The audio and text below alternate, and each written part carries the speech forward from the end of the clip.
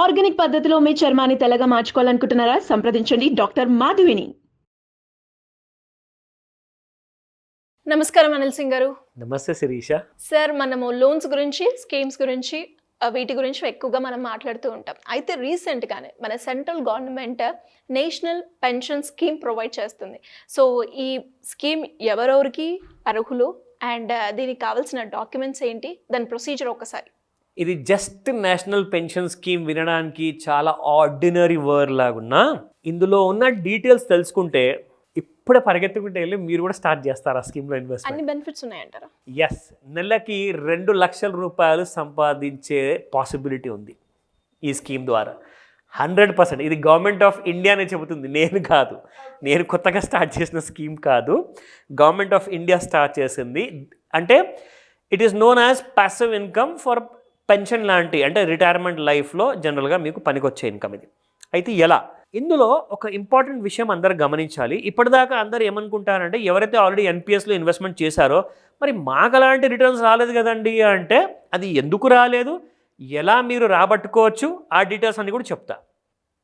Just with an investment of 5,000 rupees every month. ప్రతి నెల మీరు ఎప్పుడు ఉద్యోగం చేయడం స్టార్ట్ చేస్తారండి? Just at the age of 25-30 years ఏజ్లో అందరూ ఉద్యోగాలు స్టార్ట్ చేస్తారు.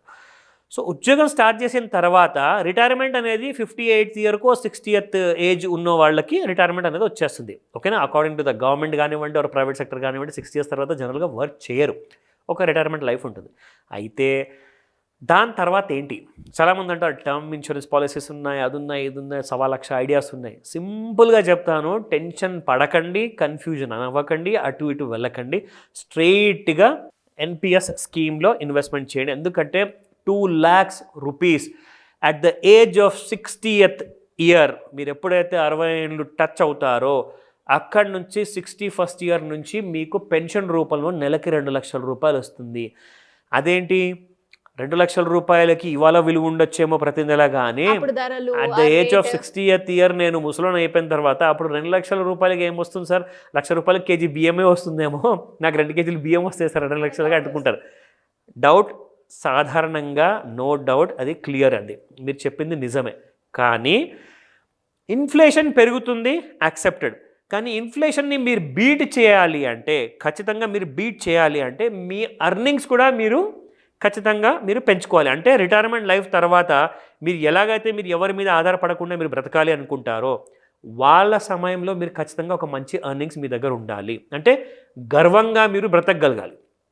అది ఒకళ్ళ మీద భారం అయ్యి, కొడుకు కూతురు మీద భారం అయ్యి, లేదంటే అనాథాశ్రమంలోకి వెళ్ళేసేసి అక్కడ ఓల్డేజ్ హోమ్లో ఉండడం, అలాంటి సినారియో మీకు రావద్దు అంటే సీరియస్గా చెప్తున్నాను, ఏదైనా కంపెనీ షేర్ కొన్నా కానీ అది క్లోజ్ అవుతుందేమో, కంపెనీ క్లోజ్ అయిపోతుందేమో, కానీ షేర్ ప్రైస్ 0 కూడా అయిపోవచ్చు.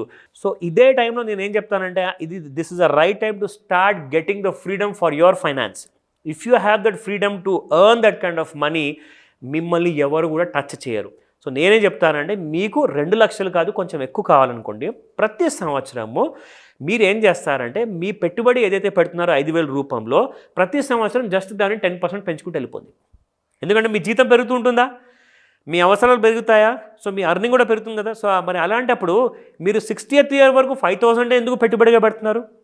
ప్రతి సంవత్సరం 10% మీరు పెంచితే 10% డివైడ్ బై 12 months చేసుకుంటే చాలా చిన్న అమౌంట్ అవుతుంది. అది మహా అంటే మీకు ఒక 300-400 రూపాయలు అవుతుందండి. 5,300 నెక్స్ట్ ఇయర్లో మరి 5,600 అవ్వచ్చు, 6,000 అవ్వచ్చు. So it's like very small increment.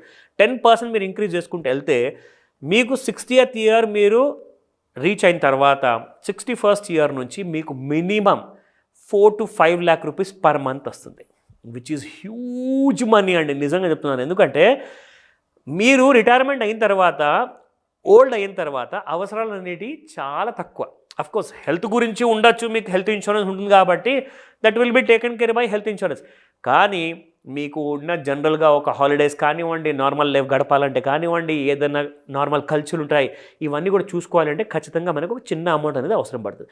దానికోసం 4-5 lakh rupees is huge money for retired people. So go for this. ఎందుకంటే ఇందులో నేను ముఖ్యంగా చెప్తున్నాను, నెక్స్ట్ 61st ఇయర్ నుంచి మరి ఎప్పటిదాకా మీకు ఇలాంటి పెన్షన్ అమౌంట్ వస్తుందంటే నెక్స్ట్ 30 years వరకు, అంటే 61st ఇయర్ నుంచి 30 years అంటే మీరు 90 సంవత్సరాలు వచ్చే వరకు మీకు పెన్షన్ నెలకి 4 నుంచి 5 లక్షల రూపాయలు వస్తూనే ఉంటుంది. సూపర్ ఐడియా అండి. నేను నిజం చెప్తున్నాను, ఏ కైండ్ ఆఫ్ వేరే పాలసీస్ తీసుకోకుండా డైరెక్ట్గా ఎన్పిఎస్లో ఇన్వెస్ట్మెంట్ చేయండి.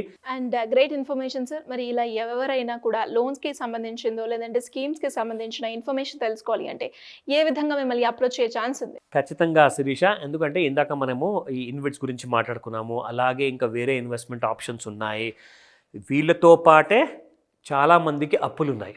ఆ అప్పుల బాధలు పడలేక, అలాగే అట్ ద సేమ్ టైం ఆ డిసిప్లిన్ తెలియక, ఆ ఫైనాన్షియల్ అవేర్నెస్ లేక, అట్ ద సేమ్ టైం కావాల్సిన బేసిక్ మినిమం ఇన్ఫర్మేషన్ కూడా లేక అందరూ వాళ్ళ జీవితాల్లో ఆ క్రెడిట్ స్కోర్ అనే విషయంతో, ఆ ఫైనాన్స్ అనే విషయంతో చెలగాటమాడుతున్నారు తెలియక.